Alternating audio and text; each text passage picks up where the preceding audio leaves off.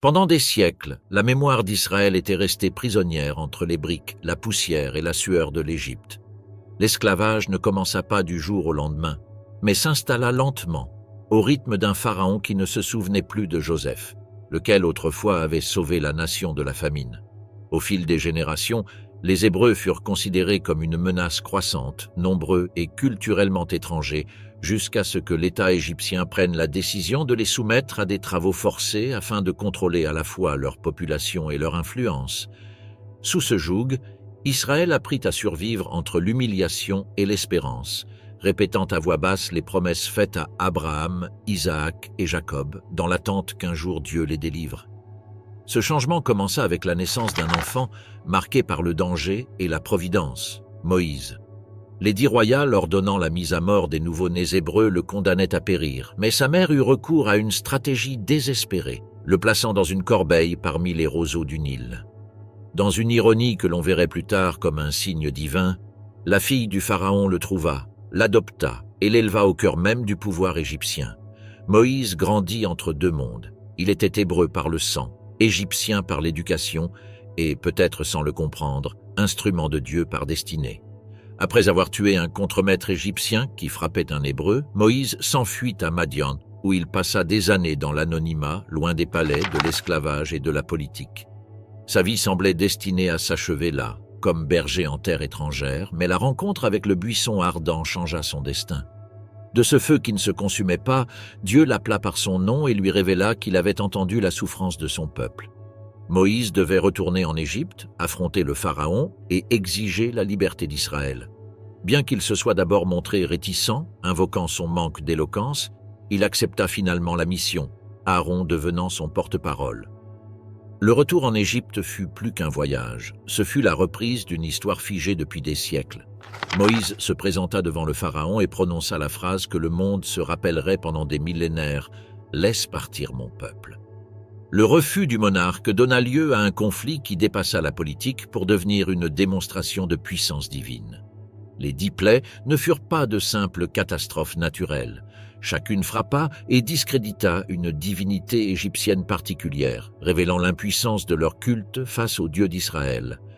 L'eau changeait en sang les grenouilles qui envahirent le pays, les moustiques, les pestes, les maladies, la grêle, l'obscurité totale et finalement la mort des premiers-nés transformèrent la résistance du pharaon en désespoir. La dernière plaie, la plus redoutée, provoqua une rupture irréversible. Dans chaque maison égyptienne, il y eut du deuil, tandis que dans les foyers hébreux, le sang de l'agneau pascal marquait la protection divine. Il y avait à peine quelques heures que la nuit était devenue éternelle lorsque le pharaon, pour la première fois et d'une voix brisée, ordonna la sortie immédiate du peuple. Il ne s'agissait pas d'une simple libération. Israël fut poussé hors d'Égypte avec précipitation, emportant avec lui richesses, ustensiles et provisions offertes par les Égyptiens eux-mêmes. L'exode avait commencé. La sortie ne fut pas chaotique, mais organisée. Le peuple se regroupa par familles, tribus et clans. Les anciens guidèrent les leurs, les enfants marchaient parmi les animaux, et les chariots improvisés transportaient ce que l'on pouvait sauver d'une vie construite sous l'esclavage. L'objectif n'était pas seulement de partir, mais de se diriger vers la terre promise, celle que Dieu avait juré de donner aux patriarches.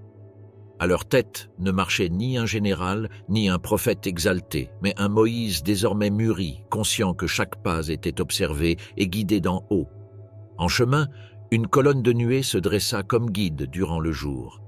Et la nuit, elle se transformait en feu. C'était un symbole visible de la présence divine, quelque chose qu'aucun autre peuple ne pouvait revendiquer. Sous cette protection, Israël avança vers le désert, vers l'inconnu, avec un mélange d'euphorie et de nervosité. Il savait qu'il n'était plus esclave, mais ne comprenait pas encore ce que signifiait être libre. Cependant, la réaction du pharaon n'était pas terminée. Lorsque la perte d'une main-d'œuvre massive commença à affecter l'économie égyptienne, le monarque changea d'avis et rassembla une armée pour poursuivre les fugitifs. Chars de guerre, soldats entraînés et cavaliers experts se lancèrent à la poursuite du peuple, augmentant la tension de cette traversée initiale. Israël, campé face à la mer, vit la poussière soulevée par les chars et sentit que la liberté à peine conquise était sur le point de disparaître. La situation semblait impossible. La mer devant, l'armée ennemie derrière et un peuple sans armes pris entre deux forces. Le cri de panique se répandit dans la foule et beaucoup commencèrent à se demander s'il n'aurait pas mieux valu rester esclaves en Égypte que mourir dans le désert. C'est alors, au moment où le désespoir atteignit son point culminant, que Moïse leva sa verge et prononça des paroles destinées à être rappelées. « Tenez ferme et voyez le salut que le Seigneur accomplira aujourd'hui pour vous. » Devant eux, la mer commença à se fendre. Le passage de la mer Rouge, le miracle qui changea tout. La nuit où Israël se retrouva piégé entre la mer et l'armée égyptienne fut l'une des plus tendues de son histoire.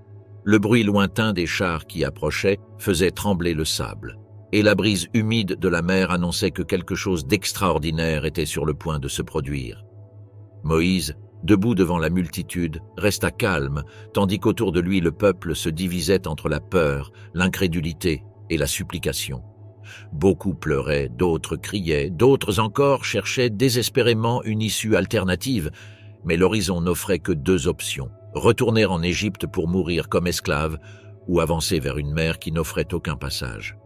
À ce moment critique, la colonne de nuée qui guidait le peuple se déplaça de manière inattendue.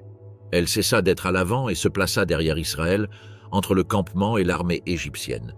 Pour les Hébreux, ce fut un mur protecteur. Pour les Égyptiens, une barrière sombre et impénétrable. Cette nuit-là, là où un peuple vit la lumière, l'autre vit les ténèbres.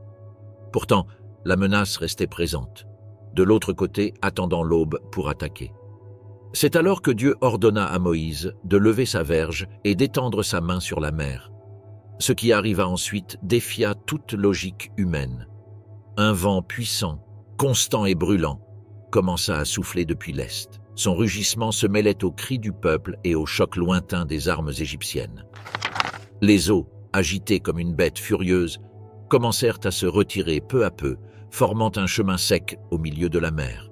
La vision était impossible à ignorer. Deux murailles massives d'eau retenues par une force invisible, laissant un sentier qui s'enfonçait vers l'autre rive. Israël observa en silence. L'incrédulité initiale fit place à la surprise, et la surprise se transforma en ce mélange de crainte et de révérence qui ne surgit que face au divin. Personne n'avait jamais vu une chose pareille. Moïse donna l'ordre d'avancer, et les premières familles commencèrent à marcher entre les murs liquides qui scintillaient sous la lumière surnaturelle.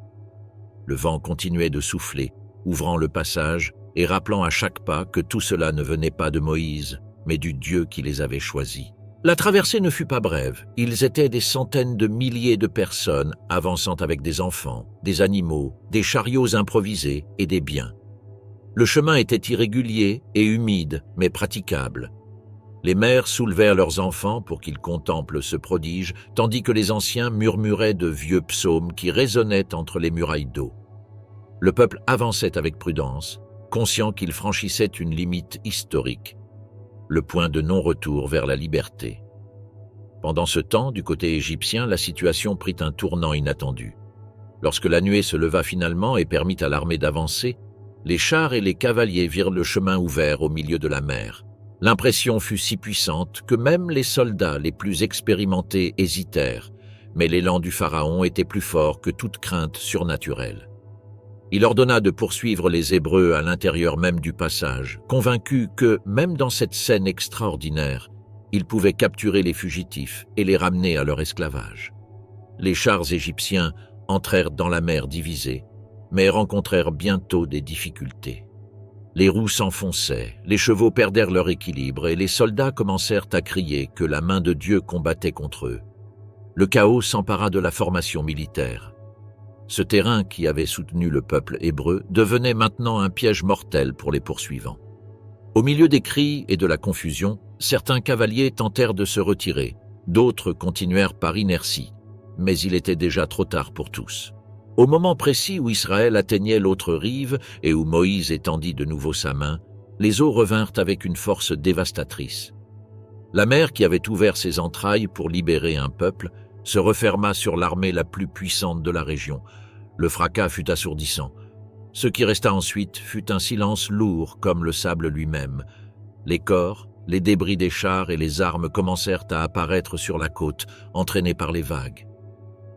Israël observa depuis l'autre rive. encore haletant de l'effort, tandis que la magnitude du prodige se déployait sous ses yeux. Ce fut alors qu'ils comprirent que la puissance qui les avait délivrés n'était pas seulement capable de vaincre un pharaon, mais aussi de détruire complètement ce qui les liait à leur passé. Là, sur la plage, Moïse et les fils d'Israël entonnèrent un cantique qui racontait la victoire divine sur les forces d'Égypte et proclamait que ce Dieu continuait de guider son peuple d'un bras puissant et d'une main étendue. C'était plus qu'une célébration, c'était un acte de reconnaissance et de révérence. Malgré l'euphorie, le désert les attendait. La traversée vers la terre promise ne faisait que commencer, et le peuple devrait apprendre que le miracle de la mer ne signifiait pas que les défis disparaîtraient. Au contraire, ce prodige deviendrait une référence constante face à leurs futurs doutes et craintes. Avec l'armée égyptienne détruite, la route vers le Sinaï s'ouvrait devant eux. La vie dans le désert est la première plainte du peuple. Une fois la mer Rouge traversée, Israël se retrouva face à une immensité inconnue. Le désert, qui s'étendait dans toutes les directions, semblait défier chaque attente que le peuple avait pu nourrir au sujet de sa nouvelle liberté. Il n'y avait plus de fouets égyptiens ni de cris de contremaître, mais il n'y avait pas non plus de champs cultivés, de canaux d'irrigation ni de marchés où s'approvisionner. La liberté fraîchement acquise impliquait une dépendance totale à la providence divine, une réalité qui, pour beaucoup, s'avéra plus difficile à accepter que l'esclavage lui-même. Les premiers jours avancèrent avec enthousiasme. Le souvenir de la mer ouverte était encore frais, les chants de victoire résonnaient dans les campements et le peuple marchait avec la certitude que Dieu le guidait. Mais l'euphorie commença à s'estomper à mesure que la soif se fit sentir. La région de Shur, où ils étaient entrés en premier lieu, était particulièrement aride. Le soleil écrasait, le sable brûlait les pieds et les outres d'eau se vidaient plus vite que prévu. La traversée, jusque-là rapide, se transforma en une lutte constante pour maintenir le rythme. C'est dans ce contexte qu'apparut la première grande murmuration. Arrivé à Mara, le peuple trouva de l'eau, mais découvrit qu'elle était amère et impossible à boire. La réaction fut immédiate et viscérale. La foule accourut vers Moïse avec désespoir et reproche. Pour la première fois depuis la libération, les voix s'élevèrent non pour louer, mais pour questionner. « Que boirons-nous » clamèrent-ils. Bien que la question paraisse pratique, elle renfermait un doute plus profond. Dieu, celui-là même qui avait ouvert la mer, pouvait-il les soutenir dans une terre où rien ne semblait garantir la survie ? Moïse, confronté à un peuple inquiet et épuisé, cria à Dieu, et la réponse vint sous la forme d'un geste symbolique. Un morceau de bois indiqué par Dieu fut jeté dans l'eau, et celle-ci devint douce. Plus qu'un simple miracle, ce fut un signe que la provision divine ne serait pas limitée par l'aridité du territoire. Cependant, Dieu établit aussi là un enseignement. Si le peuple obéissait à ses commandements, il serait son protecteur et son guérisseur. C'était la première fois que sa fidélité dans le désert était explicitement liée à l'obéissance. Après Mara, Israël arriva à Élim, une oasis inattendue dotée de 12 sources d'eau et de 70 palmiers. Là, sous une ombre rafraîchissante, le peuple jouit d'un répit. Le contraste entre l'amertume de Mara et l'abondance d'Élim traça un schéma qui se répéterait encore et encore. Crise, clameur, intervention divine et apprentissage. C'était un cycle qui façonnerait l'identité spirituelle d'Israël. Toutefois, le chemin vers le mont Sinaï exigeait de s'enfoncer encore davantage dans le désert. Alors qu'ils avançaient vers la région de Sin, la pénurie commença à susciter une nouvelle inquiétude. Il n'y avait pas assez de nourriture. La vie en Égypte, bien que dure, avait été prévisible. Le pain et les ragoûts étaient accessibles, même s'ils étaient obtenus sous l'oppression. Mais dans ce désert, la survie devenait incertaine. La faim mit en lumière le côté le plus vulnérable du peuple, et bientôt des voix s'élevèrent pour accuser Moïse et Aaron de les avoir fait sortir d'Égypte pour mourir dans ce lieu inhospitalier. C'était la première fois que la nostalgie de l'esclavage se manifestait avec force. Dans leur désespoir, beaucoup idéalisèrent leur vie passée, oubliant les années de souffrance et exaltant les maigres bénéfices qu'ils avaient connus. Ce phénomène psychologique, qui poussait à revenir vers ce qui était familier même lorsque cela faisait souffrir, se répéterait lors de plusieurs crises ultérieures. Le désert exposa non seulement les manques physiques du peuple, mais aussi ses fragilités internes.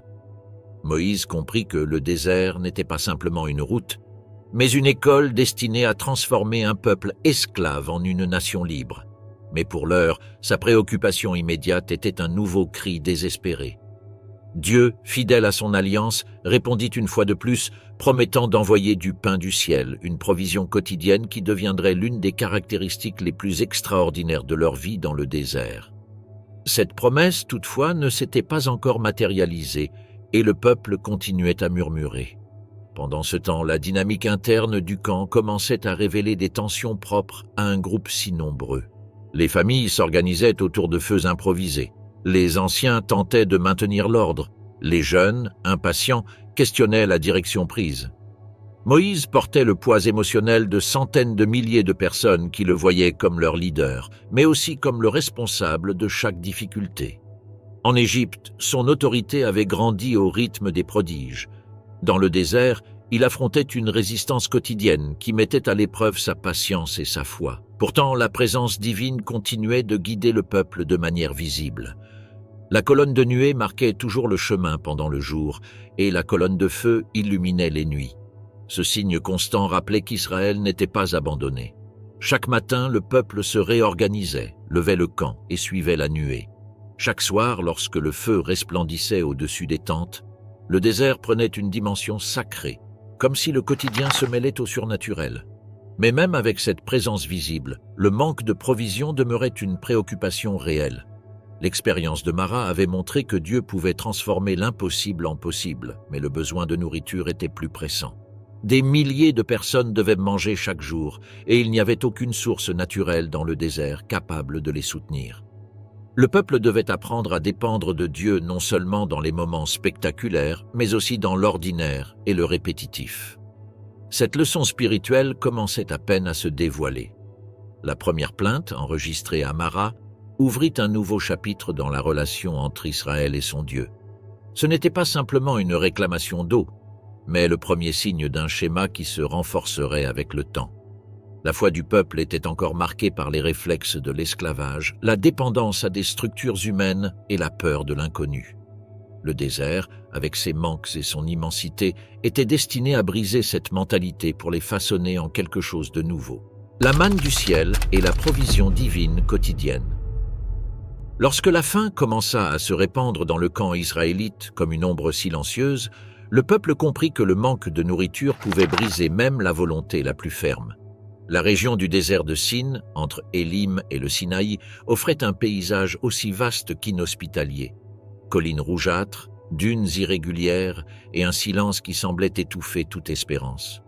Les outres de provisions qu'ils avaient emportées d'Égypte étaient presque épuisées et l'absence totale de cultures ou d'animaux sauvages rendait évident que survivre exigerait quelque chose de plus que la simple détermination humaine. C'est dans ce contexte que le peuple murmura de nouveau contre Moïse et Aaron. Les voix s'élevèrent en rappelant avec une amère nostalgie les temps en Égypte, où, selon beaucoup, il y avait des marmites de viande et du pain en abondance. Cette idéalisation du passé, si commune dans les moments de crise, révélait une tension qui traverserait toute la traversée. Le désert obligeait Israël à affronter sa dépendance absolue envers Dieu.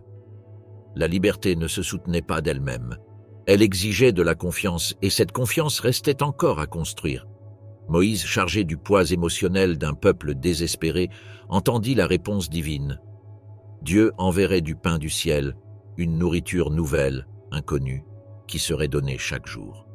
Mais avec cette provision venait une épreuve spirituelle. Le peuple ne devait recueillir que ce qui était nécessaire pour la journée. Il ne pouvait pas stocker pour le futur, sauf avant le jour de repos.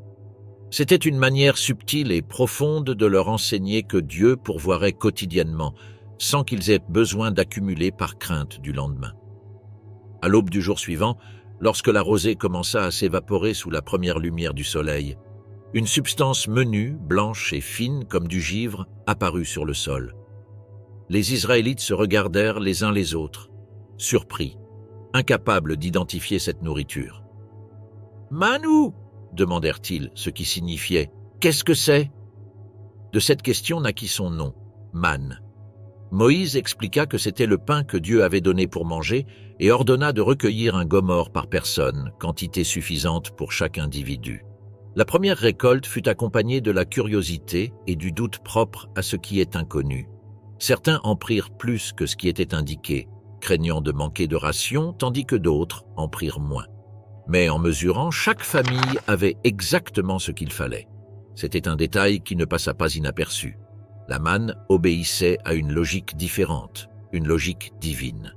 Son goût fut décrit comme doux, semblable à des galettes au miel, et sa texture permettait de la moudre, de la cuire ou de la préparer en gâteau. Le peuple commença à l'intégrer dans sa routine quotidienne. Chaque matin, il sortait, recueillait la portion assignée et voyait ce qui restait sur le sol fondre sous la chaleur du soleil. Les premières fois que certains tentèrent de la garder jusqu'au lendemain, le résultat fut désagréable. La manne se remplissait de verre et pourrissait. Avec le temps, ce phénomène contribua à renforcer l'enseignement le plus profond. On ne dépendait pas de réserve, mais de la fidélité quotidienne. L'exception se produisait la veille du jour de repos. Ce jour-là, Israël devait recueillir une double portion, et de manière surprenante, cette réserve ne se gâtait pas. Le message était clair. La provision divine était parfaitement synchronisée avec le rythme spirituel que Dieu était en train d'établir pour son peuple. Même le repos hebdomadaire était inscrit dans la manière dont le pain descendait du ciel. Avec le passage des jours, la manne devint le centre de la vie quotidienne dans le campement. Chaque aube commençait par un acte de collecte, une liturgie silencieuse qui unissait le peuple autour d'une routine divinement conçue. Mères et enfants marchaient entre les tentes en ramassant ce dont ils avaient besoin. Les anciens observaient en silence, se rappelant les prodiges passés. Les jeunes apprenaient que la survie ne dépendait pas de la force, mais de l'obéissance. Mais la provision de Dieu ne se limita pas à la manne. Peu de temps après, des cailles arrivèrent en telle quantité qu'elles couvrirent le campement au coucher du soleil. Cela se produisit à un moment particulier de frustration collective, lorsque le peuple réclama de nouveau de la viande. Les oiseaux, épuisés par le vol, descendirent près du sol, permettant aux Hébreux de les ramasser facilement. Ce second acte de provision démontra que Dieu ne soutenait pas seulement leurs besoins de base, mais qu'il répondait aussi à leurs faiblesses avec patience, bien que non sans avertissement. Avec la manne s'établissant comme symbole permanent de subsistance, le peuple recommença à avancer vers le Sinaï. Le désert demeurait implacable, mais le pain céleste devint un rappel constant que l'absence de ressources naturelles ne signifiait pas l'abandon. Chaque jour apportait une nouvelle leçon. Dieu ne les éduquait pas par l'abondance, mais par la dépendance. Cependant, le manque d'eau se manifesta de nouveau lorsqu'ils arrivèrent à Réphidim. Là, le peuple se retrouva une fois de plus sans accès à une source et la tension grandit dangereusement. Les plaintes se transformèrent en accusations directes contre Moïse. « Nous as-tu fait sortir d'Égypte pour nous faire mourir de soif, nous, nos enfants et notre bétail ?» criait-il. Le chef, sentant le danger imminent d'être lapidé, cria encore à Dieu. La réponse fut immédiate. Il devait frapper le rocher à Horeb et il en jaillirait une eau abondante. Le coup résonna entre les roches et l'eau commença à couler. La foule se pressa autour de la source improvisée, buvant avec urgence tandis que le murmure se transformait en soulagement. Mais le lieu resta marqué par des noms rappelant le conflit. Massa et Mériba, épreuve et querelle, indiquant que même la provision la plus généreuse pouvait être entachée par la méfiance du peuple. Malgré cela, Dieu continua de guider Israël et la manne continua de tomber quotidiennement pendant des décennies. Ce pain accompagna le peuple durant les 40 années entières, jusqu'au jour où ils traversèrent finalement le Jourdain et posèrent le pied sur la terre promise. La manne ne nourrit pas seulement les corps, mais façonna aussi une spiritualité fondée sur la dépendance quotidienne, la discipline et la reconnaissance qu'aucune liberté n'est durable sans une source supérieure de soutien. La remise de la loi au mont Sinaï. L'arrivée au mont Sinaï marqua un tournant dans la traversée d'Israël. Après des semaines passées à avancer entre montagnes arides et plaines interminables, le peuple installa son campement face à une montagne imposante, sombre et abrupte, dont le sommet semblait se perdre dans des nuages denses. Là, dans cet endroit solitaire et sacré, se scellerait l'un des moments les plus décisifs de l'histoire spirituelle du peuple hébreu, la remise de la loi. Ce n'était pas seulement un acte juridique, mais une alliance qui transformerait une multitude d'esclaves libérés en une nation dotée d'identité, de dessein et d'une structure morale. Le début de cette rencontre fut marqué par un appel divin. Dieu parla à Moïse depuis le sommet de la montagne, lui rappelant comment il avait porté Israël sur des ailes d'aigle et lui offrant une promesse définitive. Si le peuple obéissait, Il serait pour lui un trésor particulier, un royaume de prêtres et une nation sainte. Moïse descendit avec le message, et le peuple, encore émerveillé par les miracles récents, répondit d'une seule voix « Tout ce que le Seigneur a dit, nous le ferons ». Cette déclaration, prononcée avec conviction, fut le premier pas vers une alliance qui exigerait obéissance, fidélité et discipline. Avant de recevoir la loi, Israël devait se préparer. Pendant 3 jours, toute la communauté se purifia.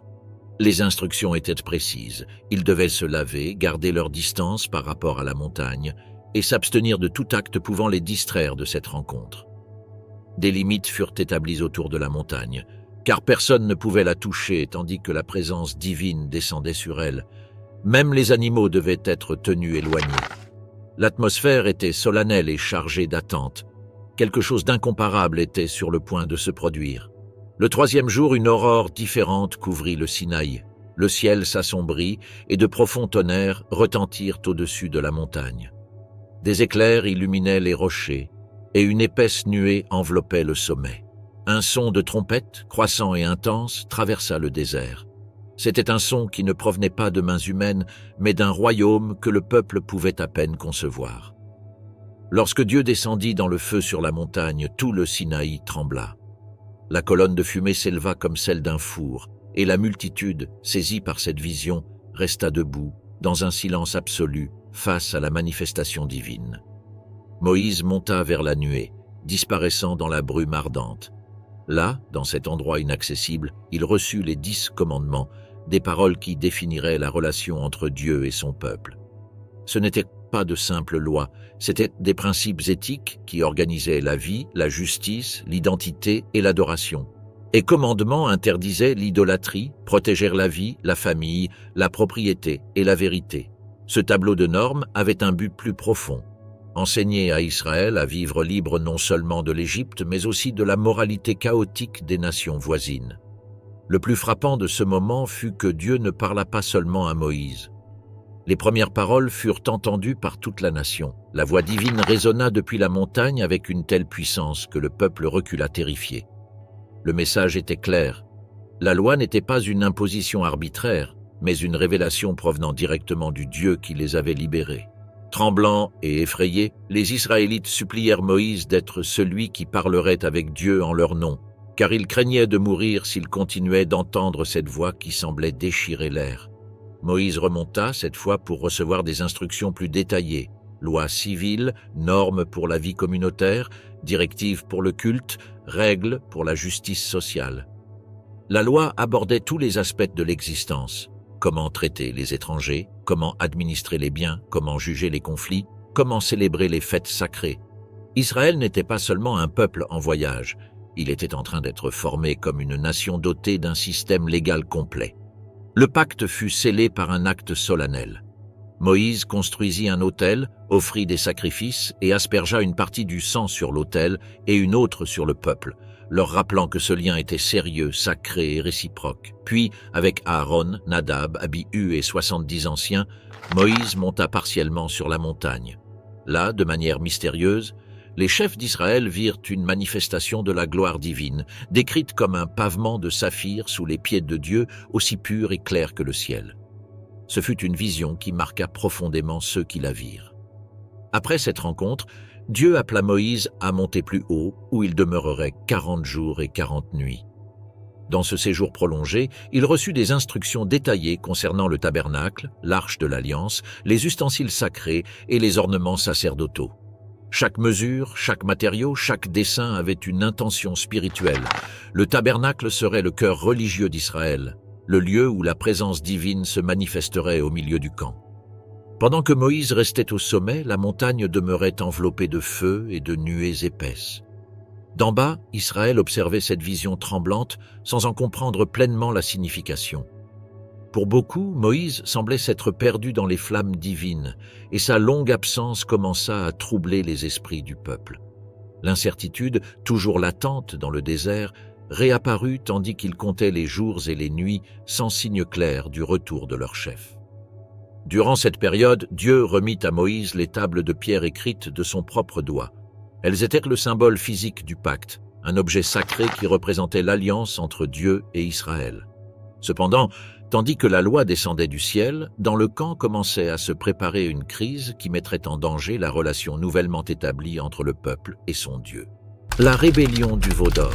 Pendant que Moïse demeurait au sommet du mont Sinaï, enveloppé par l'épaisse nuée où la présence divine se manifestait avec feu et fracas, en bas dans le camp commença à grandir une inquiétude silencieuse. Au début, ce ne fut qu'un murmure, des questions sur le temps qu'il mettrait à revenir, des doutes sur le fait qu'il soit encore vivant, des commentaires sur l'intensité du feu qui couvrait la montagne. Les jours se transformèrent en semaines, et l'absence prolongée du leader érodait la patience de la multitude. La vision de la montagne fumante, qui au départ avait inspiré la révérence, commença à susciter la peur et l'incertitude. La structure sociale d'Israël continuait de s'organiser autour des tentes, avec les anciens maintenant l'ordre, mais sans Moïse, l'autorité semblait affaiblie. Aaron, chargé du peuple en l'absence de son frère, avait une expérience religieuse, mais n'avait pas le même poids de leadership.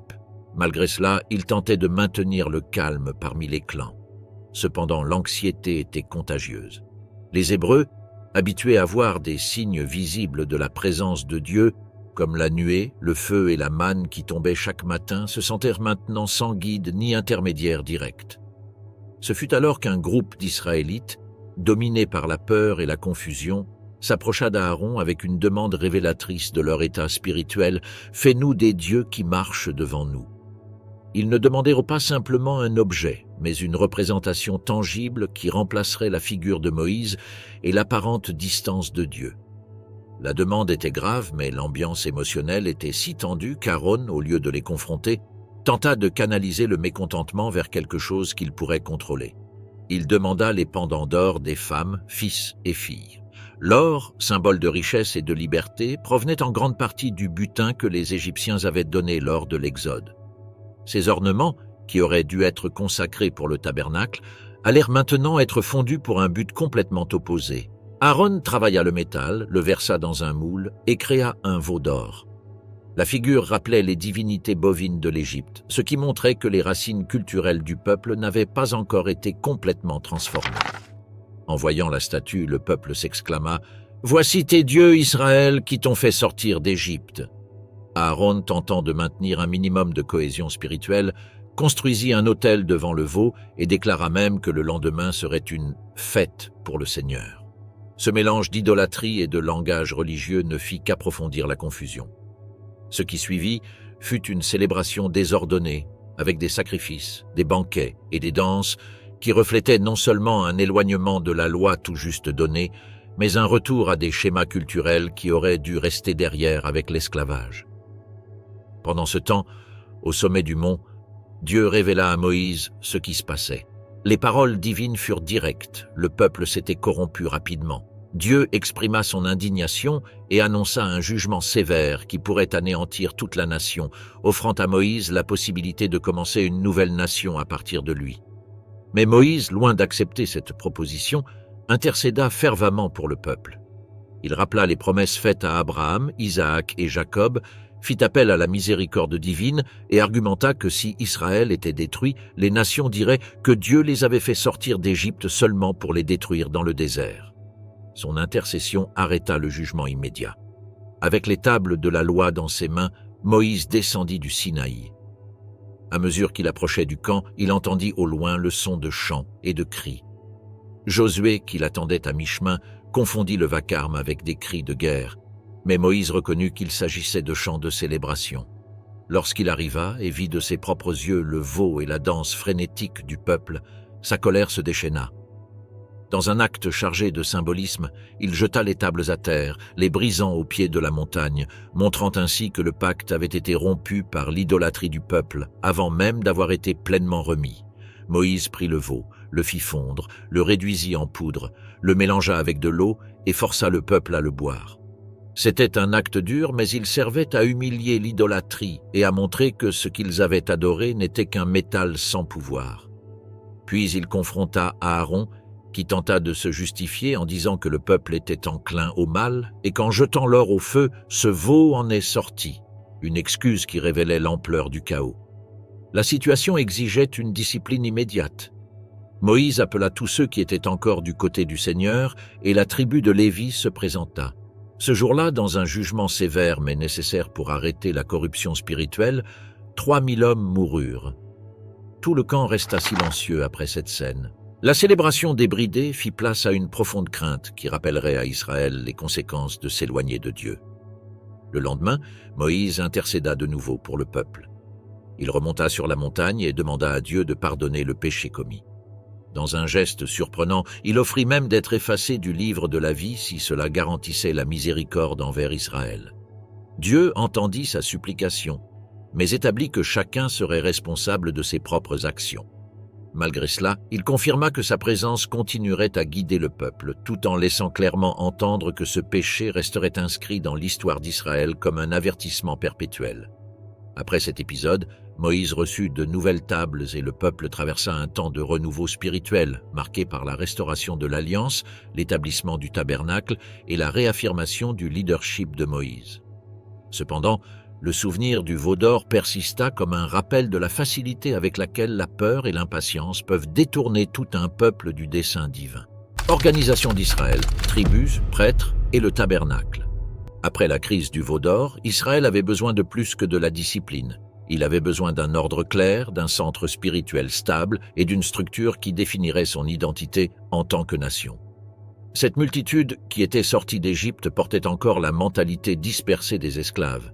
C'est pourquoi Dieu commença à façonner le peuple selon un système organisationnel qui affecterait chaque aspect de sa vie, depuis l'adoration jusqu'à la politique interne, depuis la répartition des fonctions jusqu'au rôle de chaque famille dans le camp.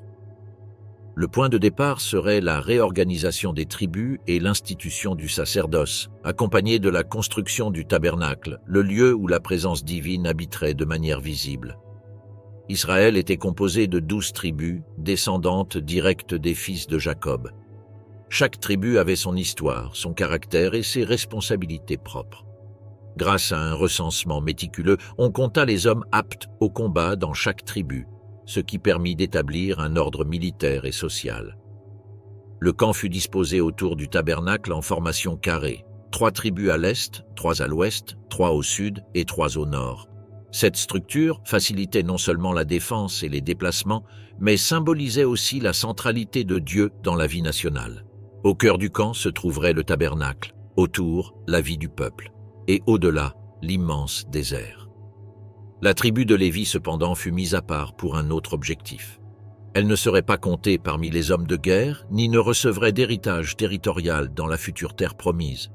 Sa mission serait de servir dans le tabernacle, de veiller sur ses ustensiles, de diriger l'adoration et d'agir comme intermédiaire spirituel. Cette séparation répondait à la fois à leur loyauté lors de l'épisode du veau d'or et au plan divin d'établir un sacerdoce chargé de maintenir la pureté rituelle et morale du peuple. Au sein des Lévites, le sacerdoce revint spécifiquement à Aaron et à ses fils. Ils seraient les prêtres officiels, chargés des sacrifices, de l'encens, des offrandes et de l'accès aux lieux très saints lors des cérémonies les plus sacrées. Leurs vêtements furent conçus avec un soin minutieux. Un éphod orné de pierres précieuses représentant les 12 tribus, un pectoral avec l'urim et le thummim pour discerner la volonté divine, une tunique bleue avec des clochettes dorées et une plaque d'or sur le front portant l'inscription « Sainteté au Seigneur ». Le prêtre n'était pas seulement un fonctionnaire religieux, mais un symbole vivant de la connexion entre le peuple et son Dieu. Le reste des Lévites fut réparti selon les familles de Guershon, Kehat et Merari. Chaque groupe avait des tâches spécifiques. Les uns s'occupaient des tentures et des toiles du tabernacle, d'autres du mobilier sacré et d'autres encore des structures et des bases. Lorsque le camp devait se déplacer, leur rôle était essentiel. Le tabernacle n'était pas une construction fixe, mais un sanctuaire mobile capable d'être démonté, transporté et reconstruit selon la direction de la nuée divine. Le processus de construction du tabernacle commença par une convocation spéciale. Moïse demanda au peuple d'offrir volontairement des matériaux pour l'ouvrage: or, argent, bronze, lin fin, peau, bois d'acacia, pierres précieuses et huile pour le candélabre. Ce qui fut surprenant, c'est que les Israélites, conscients de la nécessité de réparer leur relation avec Dieu, offrirent tant que Moïse dut ordonner qu'on cesse d'apporter davantage. Cette fois, la générosité ne se dirigeait pas vers une idole comme le veau, mais vers le sanctuaire légitime où la présence divine allait se manifester. Bessalel et Oholiab furent choisis comme principaux artisans dotés par Dieu de sagesse, d'habileté et de discernement pour exécuter des ouvrages complexes. Sous leur direction furent fabriquées chaque pièce: l'arche de l'Alliance, recouverte d'or et couronnée de 2 chérubins, la table des pains de proposition, le candélabre d'or pur avec ses 7 lampes, l'autel des parfums et l'autel de bronze pour les sacrifices. Les toiles qui recouvraient le tabernacle furent tissées avec des fils bleus, pourpres et cramoisis, tandis que le lieu très saint était séparé par un voile impressionnant dont la symbolique évoquait à la fois le ciel et la sainteté inaccessible de Dieu. Une fois achevé, le tabernacle fut dressé au centre exact du camp. Les tribus adoptèrent leur position autour et les Lévites occupèrent leur campement assigné plus près du sanctuaire. Lorsque tout fut prêt, Moïse consacra chaque ustensile, oignit à Aaron et ses fils, et dirigea les premières cérémonies. Ce fut alors, dans un acte silencieux mais puissant, que la nuée de la présence divine descendit sur le tabernacle et le remplit entièrement. Les Israélites, observant depuis leur tente, virent la gloire du Seigneur le couvrir avec une telle intensité que même Moïse ne pouvait entrer. Cet acte confirma que Dieu acceptait d'habiter au milieu d'eux. Dès lors, la vie dans le désert s'organisa autour de cette présence. Lorsque la nuée se levait, le peuple préparait le campement et marchait. Lorsqu'elle s'arrêtait, il s'installait à nouveau. L'adoration, les sacrifices quotidiens, les fêtes et le fonctionnement interne du camp tournaient autour d'un centre spirituel visible, rappelant à Israël que la liberté nouvellement acquise n'était pas une fin en soi, mais la préparation à une vie de relation directe avec son Dieu. Envoi des 12 espions en Canaan. Après l'organisation du camp, la consécration du tabernacle et l'établissement de l'ordre tribal, Israël avança de nouveau vers le nord. Le désert avait cessé d'être un espace chaotique pour devenir un territoire régi par un rythme divin. La nuée guidait, la colonne de feu illuminait. Et le grondement du camp en marche montrait que cette multitude autrefois dispersée avançait désormais comme un seul peuple. Chaque tribu connaissait sa position, chaque lévite son devoir, et le chemin vers la terre promise était plus proche que jamais. La marche les conduisit jusqu'au désert de Paran, un point stratégique d'où la terre de Canaan, la terre jurée aux patriarches, n'était plus une idée lointaine, mais un horizon tangible. Depuis les collines entourant le camp, certains pouvaient apercevoir l'immensité du territoire au nord, un contraste marqué avec le désert qu'ils avaient laissé derrière eux. Canaan était différente, fertile, montagneuse, pleine de vallées, de villes fortifiées et de peuples anciens. C'était, en termes pratiques, un défi militaire, culturel et spirituel. Ce fut à ce moment que Dieu instruisit Moïse d'envoyer des hommes pour explorer la terre. L'ordre n'impliquait aucun doute quant au résultat, mais constituait un acte pédagogique. Le peuple devait voir de ses propres yeux ce qui leur avait été promis. Moïse choisit un représentant de chaque tribu, des hommes reconnus pour leur capacité, leur leadership et leur résistance. Parmi eux se trouvaient Caleb, de la tribu de Juda, et Josué, de la tribu d'Éphraïm, 2 figures qui allaient plus tard devenir centrales dans l'histoire d'Israël. Moïse réunit les 12 et leur donna des instructions précises. Ils devaient parcourir la terre du sud au nord, observer sa géographie, la force de ses habitants, la disposition de ses villes, la qualité du sol et les produits qui y étaient cultivés. Il devait aussi rapporter des échantillons des fruits de la terre, un signe tangible permettant de visualiser la promesse de manière concrète. Les paroles de Moïse mêlaient la mission militaire à l'attente spirituelle. L'exploration n'était pas seulement une reconnaissance stratégique, mais un rappel que la promesse était réelle. Les espions partirent vers le nord et franchirent la frontière naturelle de Canaan. Ce qu'ils virent dépassa toute rumeur transmise par les générations précédentes. Les champs étaient remplis de vignes, d'oliveraies, de grenadiers et de blé en abondance. Les collines possédaient des terrasses agricoles révélant des siècles de culture. Les villes étaient bien fortifiées, avec des murailles épaisses et des portes surveillées. Les habitants formaient des sociétés organisées et militairement expérimentées. Canaan n'était pas un territoire vide, c'était une terre convoitée, disputée et profondément établie. L'un des lieux qui impressionna le plus les espions fut Hébron, une ville ancienne, antérieure même à l'arrivée d'Abraham dans la région. Là habitaient les descendants d'Anak, des hommes de grande stature et de grande force qui, selon la perception des explorateurs, semblaient être des géants. Le contraste entre la fertilité du territoire et la puissance de ses habitants commença à semer des tensions internes au sein du groupe. Certains voyaient l'abondance comme une confirmation de la promesse divine. D'autres considéraient que les géants étaient un obstacle impossible à surmonter. Le voyage dura 40 jours complets, suffisamment pour parcourir le territoire dans son extension principale. Dans la vallée d'Eshcol, ils coupèrent une grappe de raisin si énorme qu'elle dut être portée par 2 hommes au moyen d'un bâton. Avec elle, ils rapportèrent des grenades et des figues, des fruits qui symbolisaient la prospérité et la robustesse de la région. Cette cargaison, au retour, serait la preuve matérielle que la terre était véritablement bonne, comme Dieu l'avait dit. Lorsque les espions revinrent au camp, l'attente s'empara d'Israël. La multitude se rassembla pour écouter leur rapport. Au début, les paroles furent positives. « Le pays ruisselle vraiment de lait et de miel », assurèrent-ils, en montrant les fruits comme preuve. Le camp éclata en murmures d'enthousiasme, tandis que les familles observaient les grappes de raisin colossales, symbole d'un avenir prospère. Mais cet enthousiasme se brisa lorsque 10 des 12 espions commencèrent à souligner une autre partie de leur expérience, les villes fortifiées, les géants, les peuples guerriers et l'impossibilité, selon eux, de conquérir Canaan. Le ton changea rapidement. Ce qui avait commencé comme une affirmation de la fertilité du pays se transforma en un message de crainte.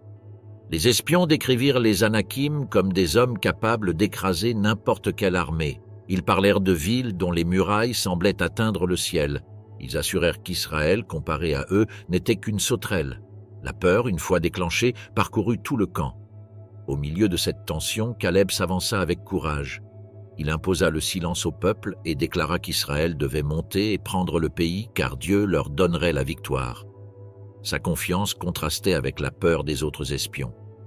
Josué appuya également cette position, affirmant que la protection des Cananéens s'était retirée et que Dieu était avec Israël. Mais leurs voix, bien que fermes, furent étouffées par les clameurs des autres.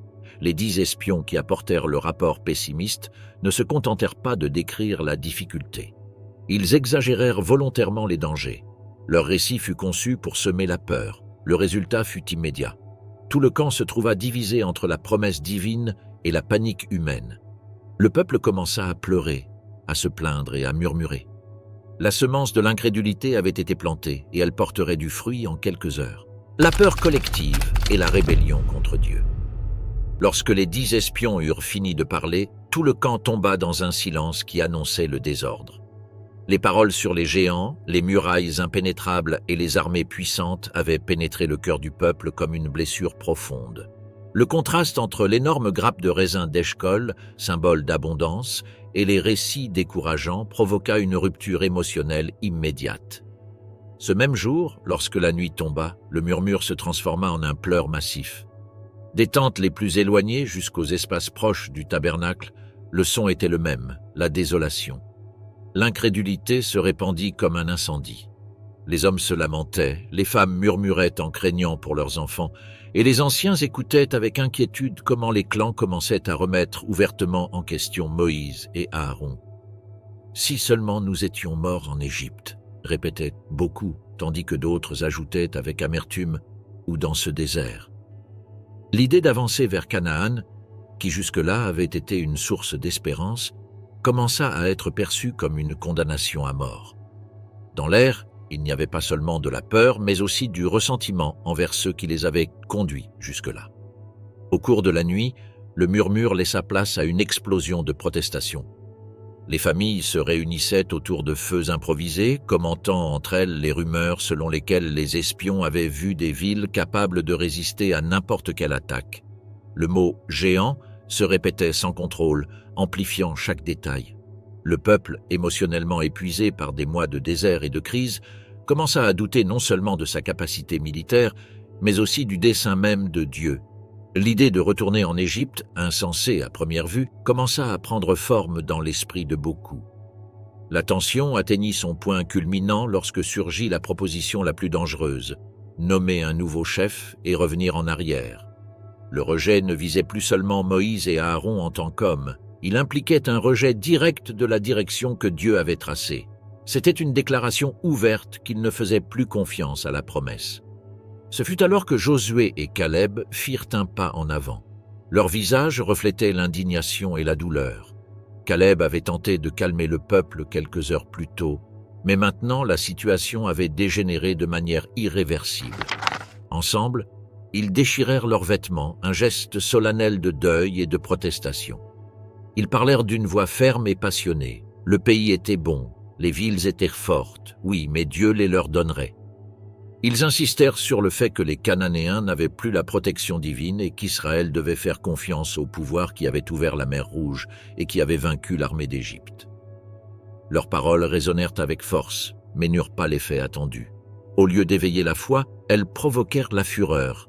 Certains, aveuglés par la peur, commencèrent à crier qu'il fallait lapider Josué et Caleb pour avoir tenté de les pousser vers la mort. La multitude se transforma en masse enragée, incapable d'écouter la raison. La rébellion n'était plus seulement émotionnelle, elle était devenue une violence imminente. À cet instant, avant que la première pierre ne soit lancée, la gloire du Seigneur apparut au-dessus du tabernacle. Sa présence soudaine, visible comme une lueur intense, arrêta la multitude. Le silence tomba d'un coup. Personne ne bougea. Personne ne parla. Ce qui avait commencé comme une émeute resta figé sous le poids accablant de la manifestation divine. Alors Dieu parla à Moïse, et non au peuple. Ces paroles furent un jugement direct.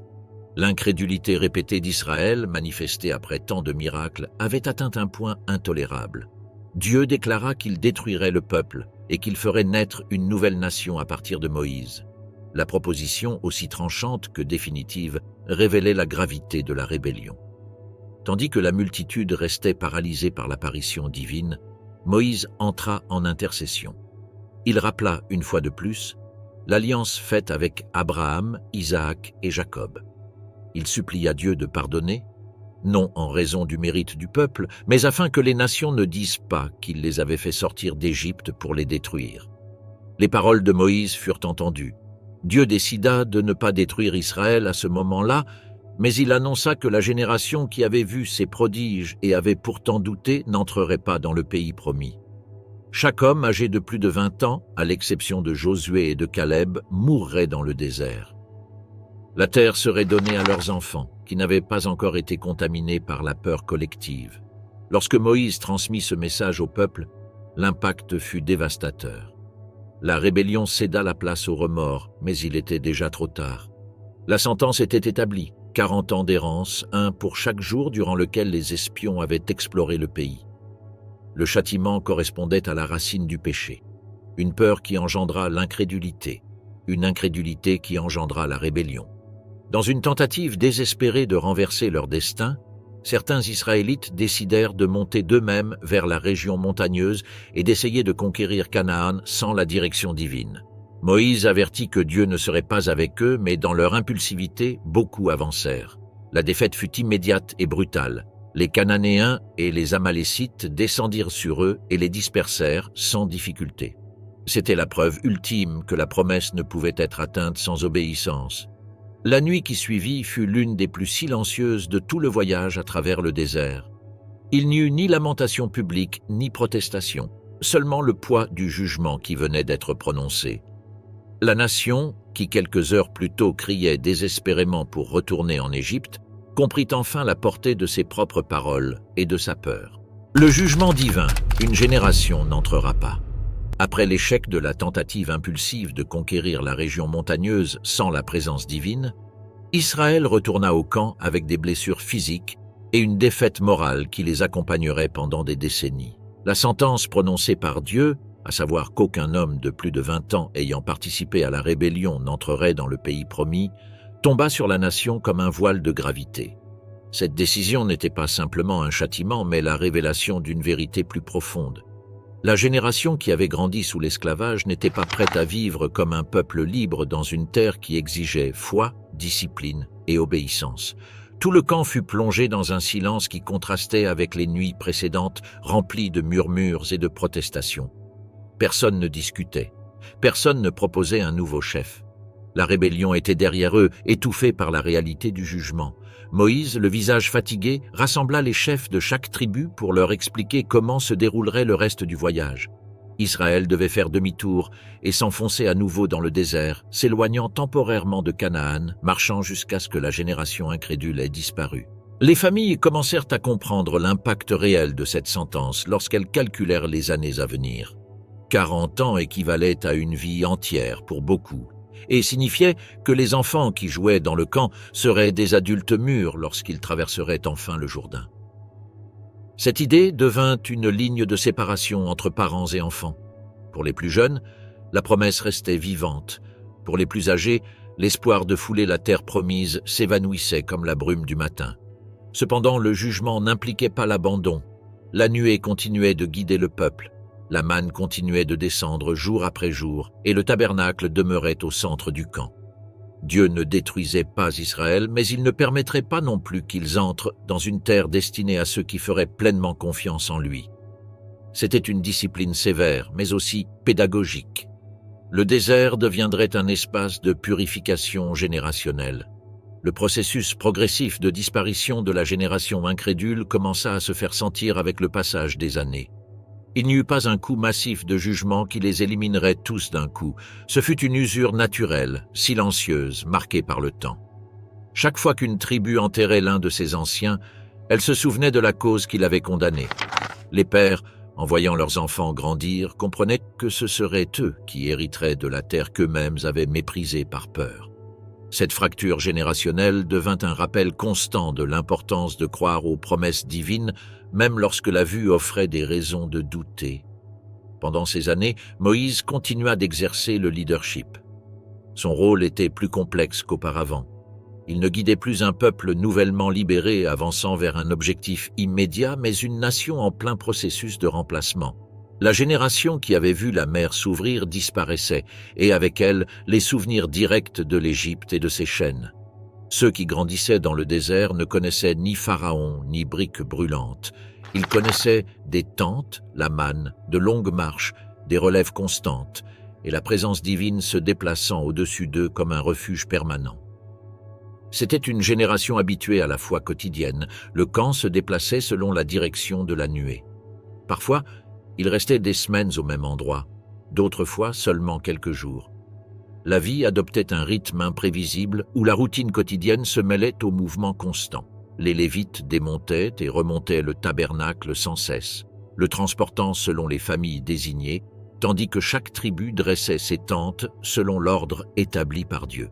Bien que cela pût sembler une errance sans destination, c'était en réalité un entraînement spirituel. Apprendre à se déplacer seulement lorsque Dieu le signalait, s'arrêter lorsqu'il l'ordonnait et dépendre entièrement de sa présence. Mais même au milieu de cette discipline divine, les tensions internes ne disparurent pas complètement. Certains groupes commencèrent à remettre en question la véracité de la sentence, d'autres doutaient du leadership de Moïse, et il ne manqua pas ceux qui affirmaient que la situation était insoutenable. Chaque nouveau décès, chaque sépulture dans le sable rappelait au camp qu'ils vivaient la conséquence directe de leur incrédulité. La terre promise était là, au nord, silencieuse et lointaine, mais interdite à la génération plus âgée. Parmi les plus touchés par le jugement se trouvait la propre famille de Moïse. Myriam, sa sœur, vieillit durant cette longue traversée et mourut finalement à Kadès, laissant un vide significatif dans le leadership spirituel du peuple. Des années plus tard, Aaron, le grand prêtre, mourut lui aussi sur le mont Hor, accompagné de Moïse et de son fils Éléazar. Ces pertes marquèrent la fin d'une époque, car ceux qui avaient élevé la voix devant le Pharaon et affronté les premiers jours de l'Exode ne seraient plus là pour voir l'accomplissement final. Au cours de ces années, Dieu répéta encore et encore qu'Israël ne errait pas au hasard. La traversée faisait partie d'un processus destiné à construire une nouvelle identité. Les parents avaient manqué de foi, mais leurs enfants auraient l'occasion de recevoir une formation différente, une éducation spirituelle qui leur permettrait d'affronter les défis militaires et culturels qui viendraient en entrant en Canaan. À mesure que la génération incrédule diminuait, le sens de responsabilité envers les plus jeunes se renforçait. Les parents, conscients qu'ils ne verraient pas l'accomplissement, enseignaient à leurs enfants l'histoire de l'Exode, les commandements donnés au Sinaï, et l'importance de faire confiance à Dieu même lorsqu'il n'y avait pas de signes visibles immédiats. Le désert, implacable et interminable, devenait une salle de formation nationale. Finalement, après des décennies d'enterrements silencieux, de nouvelles naissances et de marches incessantes, le camp commença à se transformer en une communauté composée presque entièrement de la nouvelle génération. C'étaient des jeunes qui ne portèrent pas le poids psychologique de l'Égypte, mais l'apprentissage continu du désert et la conscience qu'ils seraient ceux qui traverseraient le Jourdain. La rébellion de Corée, la lutte pour le leadership. À mesure que les années avançaient et que la génération condamnée commençait à disparaître, le peuple continuait à se déplacer d'un point à un autre selon le mouvement de la nuée divine. La routine du désert, bien que familière, n'était pas exempte de tensions. Avec le temps, des frictions surgirent entre les clans, des mécontentements face aux décisions logistiques et des ressentiments accumulés envers l'autorité de Moïse et d'Aaron. Ce fut dans ce climat chargé d'incertitude et d'usure émotionnelle qu'émergea l'une des rébellions les plus significatives de toute la période, la rébellion de Corée. Corée appartenait à la famille des Kéhatites de la tribu de Lévi, un lignage doté de fonctions importantes au sein du tabernacle. En tant que Kéhatite, il n'était pas un homme quelconque. Il avait un accès direct aux ustensiles sacrés, et son travail consistait à transporter les objets les plus précieux du sanctuaire une fois qu'Aaron et ses fils les avaient recouverts.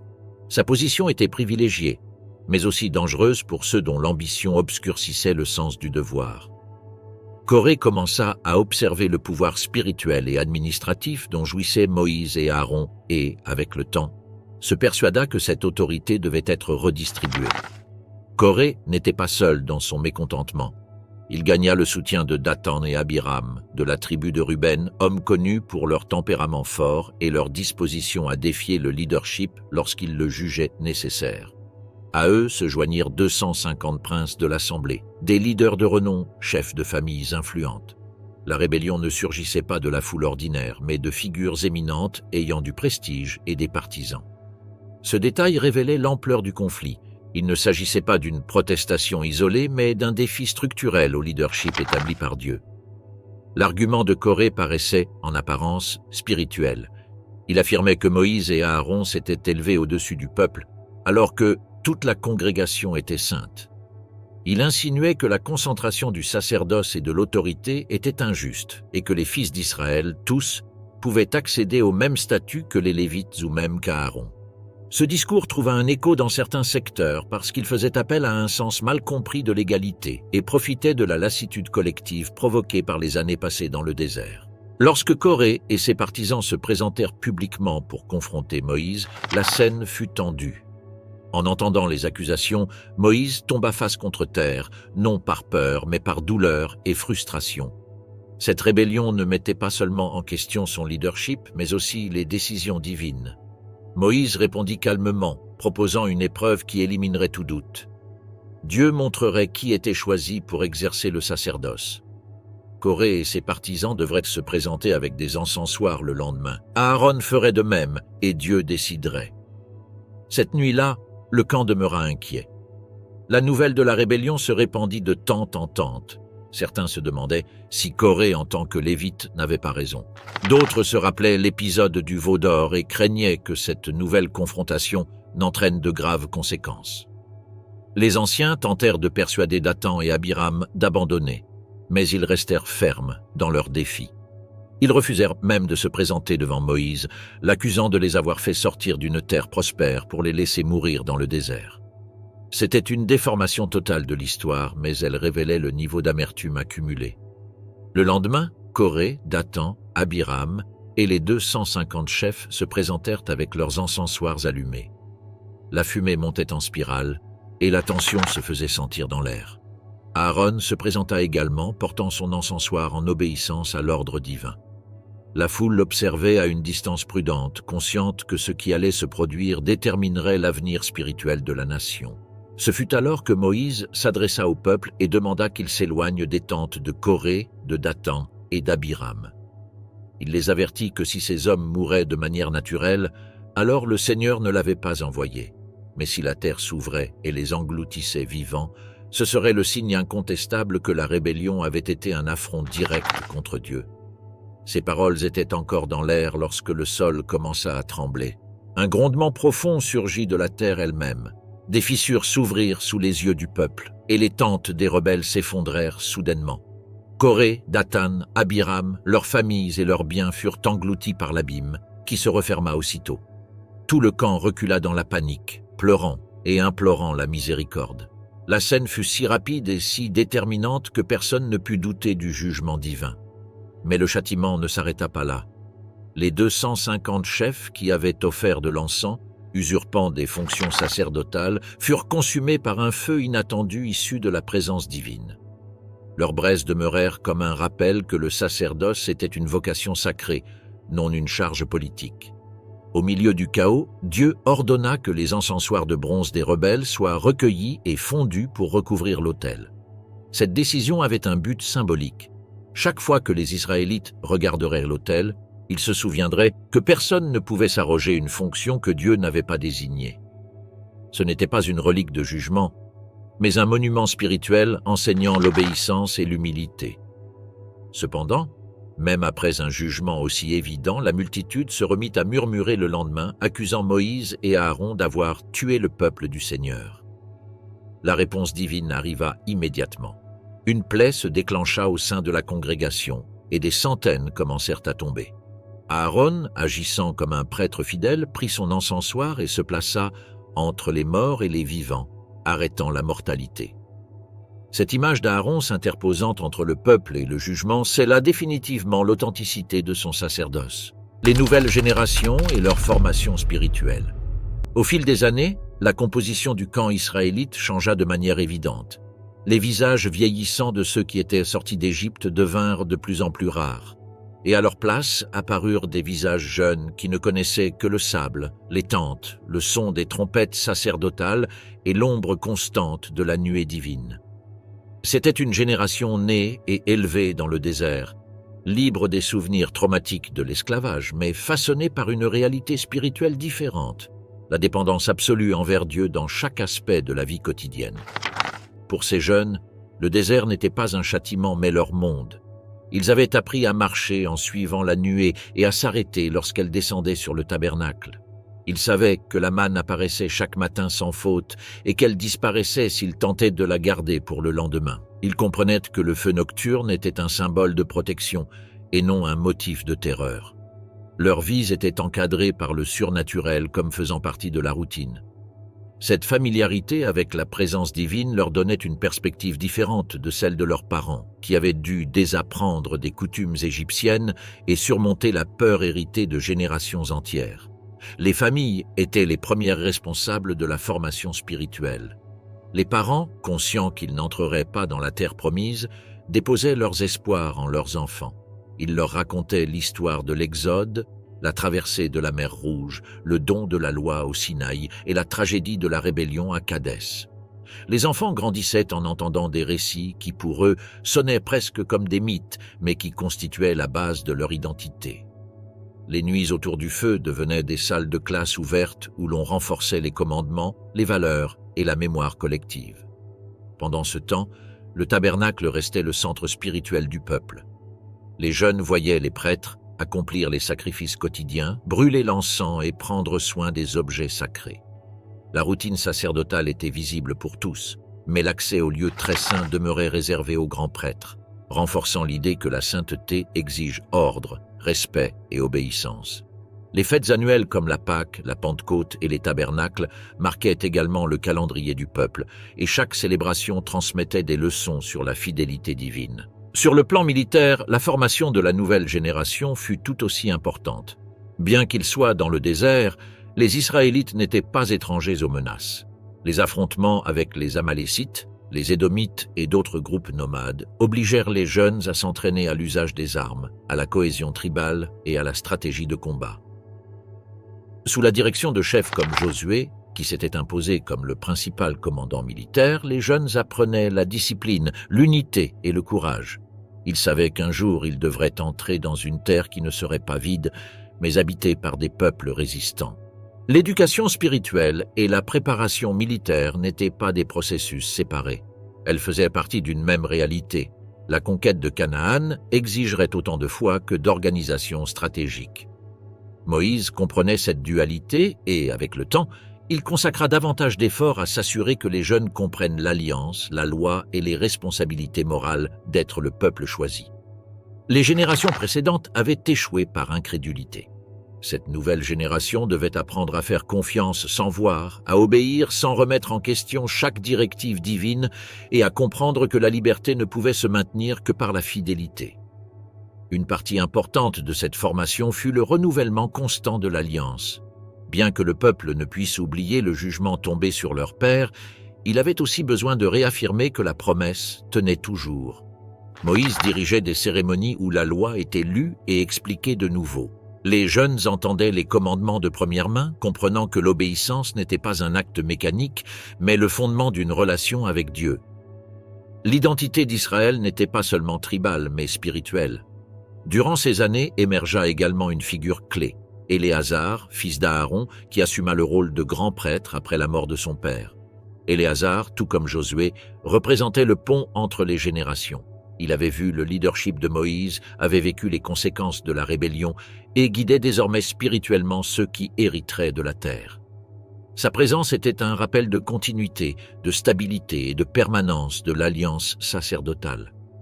La routine dans le désert impliquait également des défis logistiques et sociaux.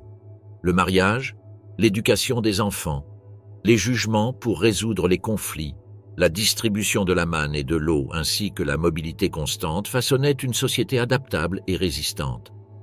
Les jeunes apprenaient non seulement à survivre, mais à le faire en communauté, sous des règles claires et avec des responsabilités partagées.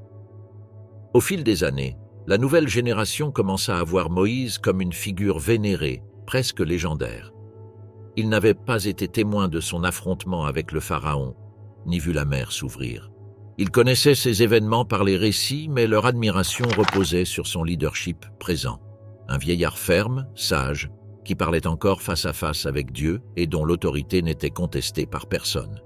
Moïse savait que son temps touchait à sa fin et il commença à préparer Josué comme successeur, une transition nécessaire pour assurer la stabilité dans les années à venir.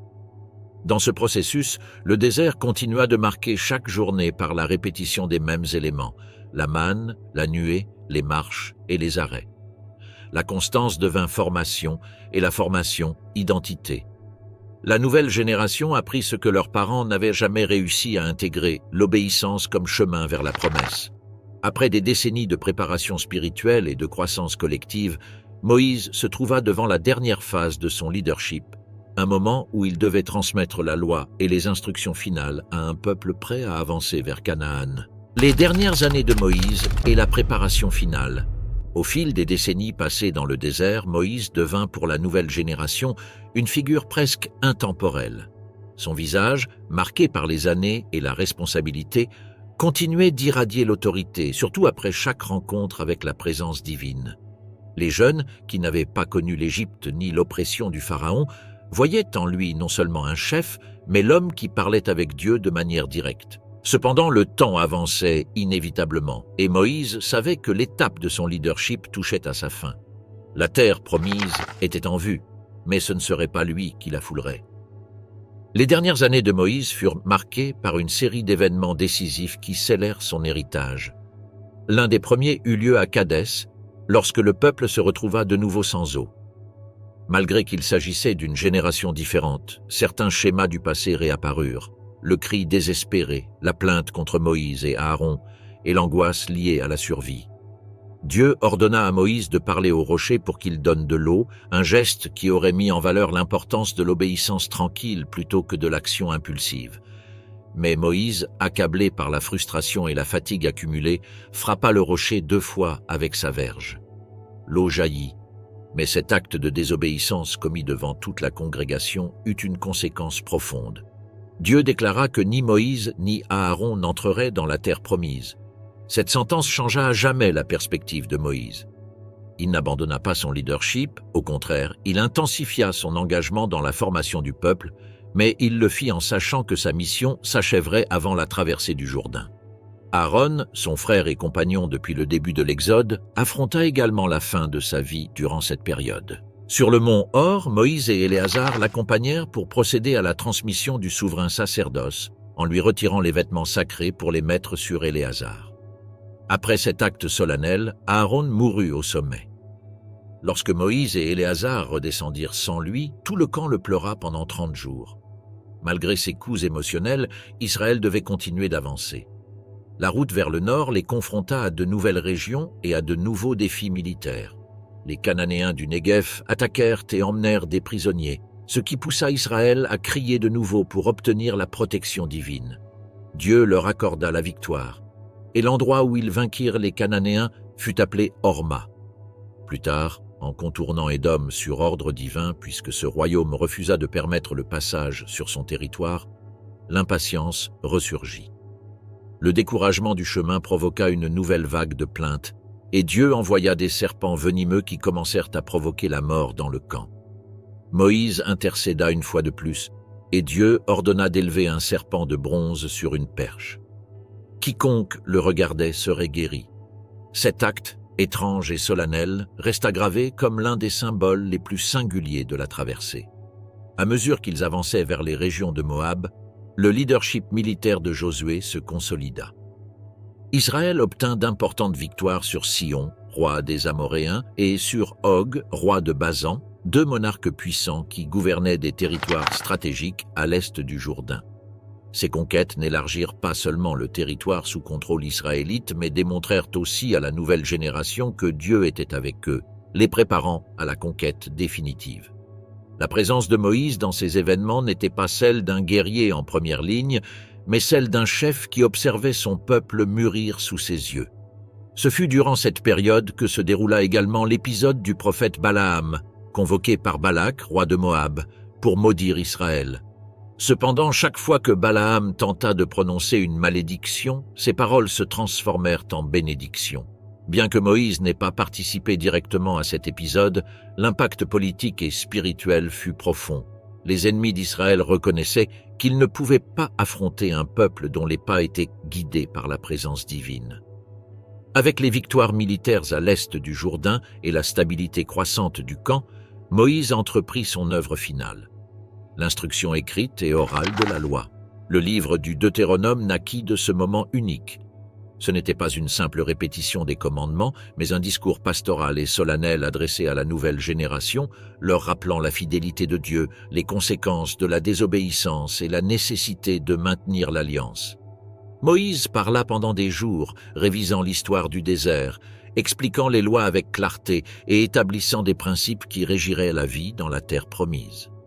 Il organisa également la distribution du territoire à l'est du Jourdain pour les tribus de Ruben, de Gad et pour la moitié de la tribu de Manassé, veillant à ce que cette décision ne compromette pas l'unité nationale. Et surtout, il présenta publiquement Josué comme le chef qui les guiderait dans la conquête. Il l'appela devant le peuple, le fortifia de paroles fermes et l'encouragea à être courageux, car la tâche qui l'attendait exigeait autant de foi que de détermination. Le jour arriva où Dieu ordonna à Moïse de monter sur le mont Nebo, d'où il verrait la terre promise au loin. Moïse monta en silence, conscient que sa vie était sur le point de s'achever et que son rôle, mêlant la figure de libérateur, de législateur et de prophète, avait atteint son terme. Depuis le sommet, il contempla la vallée du Jourdain, Jéricho, les collines de Juda et l'étendue fertile de Canaan. Son regard parcourut le territoire qu'il avait poursuivi pendant 40 ans, mais qu'il ne foulerait jamais. Là, au sommet du Pisga, Moïse rendit son esprit. Le récit biblique indique que Dieu lui-même se chargea de l'enterrer dans un lieu inconnu, préservant sa tombe de toute vénération indue. Israël pleura sa mort pendant 30 jours. L'homme qui avait affronté le Pharaon, qui avait vu le buisson ardent, qui avait reçu la loi et guidé la nation à travers le désert, achevait son cycle sans entrer dans la promesse, mais ayant accompli son dessein. La relève de Josué est l'entrée dans la terre promise. Après la mort de Moïse, le camp d'Israël demeura pendant 30 jours dans un deuil silencieux. Les tentes, alignées autour du tabernacle, semblaient plus immobiles que jamais. Les anciens parlaient à voix basse, les jeunes regardaient l'horizon avec incertitude, et les Lévites maintenaient les sacrifices quotidiens avec une solennité qui reflétait l'absence du chef qui avait guidé la nation pendant 40 ans. Mais même au milieu du deuil, la nuée divine ne se retira pas. Elle resta suspendue au-dessus du tabernacle comme un signe que la mission d'Israël se poursuivait. Durant cette période, Josué commença à assumer son rôle avec plus de fermeté. Il avait été l'assistant de Moïse depuis sa jeunesse, un soldat expérimenté dans les batailles du désert et l'un des 2 espions qui avaient conservé la foi lors de la rébellion de Kadès. La nouvelle génération le voyait comme une figure forte, digne de confiance et profondément enracinée spirituellement. Mais le défi qui l'attendait n'était pas moindre. Il devait conduire toute une nation vers la conquête d'un territoire habité par des peuples nombreux et des villes fortifiées. Ce fut alors que Dieu parla directement à Josué. Ces paroles, chargées d'autorité et d'encouragement, marquèrent le début d'une nouvelle étape. Il devait se lever, traverser le fleuve Jourdain et prendre possession du pays que Dieu avait promis. Les instructions incluaient une promesse déterminante. Tout comme Dieu avait été avec Moïse, il serait aussi avec lui. Mais il y avait une condition essentielle. Josué devait méditer la loi jour et nuit et ne pas s'en écarter, ni à droite ni à gauche. La victoire ne dépendrait pas de la force militaire, mais de l'obéissance fidèle. Avec ces paroles en tête, Josué réunit les officiers et donna l'ordre au peuple. Dans 3 jours, ils traverseraient le Jourdain. L'annonce suscita de l'attente dans le camp. Pour de nombreux jeunes, c'était le moment qu'ils avaient attendu toute leur vie. Pour les anciens restants, c'était l'aboutissement de décennies de marche. Les tribus de Ruben, de Gad et la demi-tribu de Manassé, établies à l'est du Jourdain, confirmèrent leur engagement à traverser armés aux côtés de leurs frères jusqu'à l'achèvement de la conquête. Avant d'avancer, Josué envoya 2 espions à Jéricho, l'une des villes les plus importantes et les plus fortifiées de Canaan. Les explorateurs pénétrèrent clandestinement dans la ville et se réfugièrent dans la maison de Rahab, une femme dont la demeure était construite sur les murailles. Rahab les protégea des autorités, les cacha sur sa terrasse et négocia son salut et celui de sa famille en échange de sa loyauté. Son intervention devint un point décisif. Les espions revinrent avec des informations clés et avec la nouvelle que les habitants de Canaan étaient terrifiés, car ils avaient entendu comment Dieu avait asséché la mer Rouge et vaincu les rois de l'Est. Avec cette confirmation, Josué guida le peuple vers le fleuve Jourdain. C'était le printemps, une période où le fleuve débordait et où le débit augmentait, rendant sa traversée impossible par des moyens ordinaires. Cependant, le passage serait différent. Les prêtres, portant l'arche de l'Alliance, devaient avancer vers l'eau. Lorsque leurs pieds touchèrent le fleuve, celui-ci s'arrêta en amont, formant un mur d'eau, tandis que le reste s'écoulait vers la mer Morte jusqu'à disparaître. Le chemin fut ouvert, et le peuple traversa le Jourdain à pied sec, répétant en quelque sorte le miracle de la mer Rouge pour une nouvelle génération. Une fois de l'autre côté, Josué ordonna de lever 12 pierres prises dans le lit du fleuve, une pour chaque tribu, comme mémorial de ce passage surnaturel. La nouvelle génération devait se rappeler que son identité ne reposait pas sur la force, mais sur l'intervention continue de Dieu. Après la traversée, la peur s'empara des habitants de Canaan. Jéricho ferma ses portes, s'isolant de l'extérieur dans une défense désespérée. Avant de commencer la conquête, Israël célébra la circoncision de tous les hommes nés dans le désert, car aucun rite n'avait été pratiqué durant les longues marches. Ce fut un acte douloureux mais nécessaire pour restaurer l'alliance. Peu après, ils célébrèrent la Pâque dans la plaine de Jéricho, la première en terre proche de la promesse. Et ce fut à ce moment-là que la manne cessa de tomber après des décennies de provisions. Dès ce jour, Israël se nourrit du fruit de la terre, signe que l'étape du désert était définitivement close. La nuit précédant l'attaque contre Jéricho, Josué eut une rencontre inattendue. Tandis qu'il observait la ville au loin, un homme armé d'une épée dégainée lui apparut. Josué s'approcha avec prudence et demanda s'il était ami ou ennemi. L'homme répondit qu'il était le commandant de l'armée du Seigneur. C'était une figure céleste envoyée pour guider la conquête. Josué tomba face contre terre, comprenant que la bataille ne serait pas gagnée par stratégie humaine, mais par intervention divine. Les instructions pour prendre Jéricho furent aussi inhabituelles que symboliques. Pendant 6 jours, l'armée devait entourer la ville en silence, les prêtres sonnant des trompettes devant l'arche. Le 7e jour, ils devaient faire 7 fois le tour et, au son d'un long coup de trompette, tout le peuple devait pousser un cri. Lorsqu'ils obéirent, les murs de Jéricho s'effondrèrent, ouvrant le chemin d'entrée. La ville tomba, inaugurant ainsi une nouvelle étape pour Israël. Cependant, cet événement ne marqua pas la fin immédiate de la conquête, mais son commencement. Josué savait que chaque ville, chaque vallée et chaque territoire devait être revendiqué avec discipline, obéissance et détermination, car la terre promise ne serait pas donnée sans lutte. Avec les murs de Jéricho déjà écroulés et l'armée avançant vers les montagnes de Canaan, Israël entrait enfin dans la terre que leur père avait craint de prendre 40 ans plus tôt. Et avec cette avancée silencieuse et résolue, la longue étape du désert se refermait à jamais.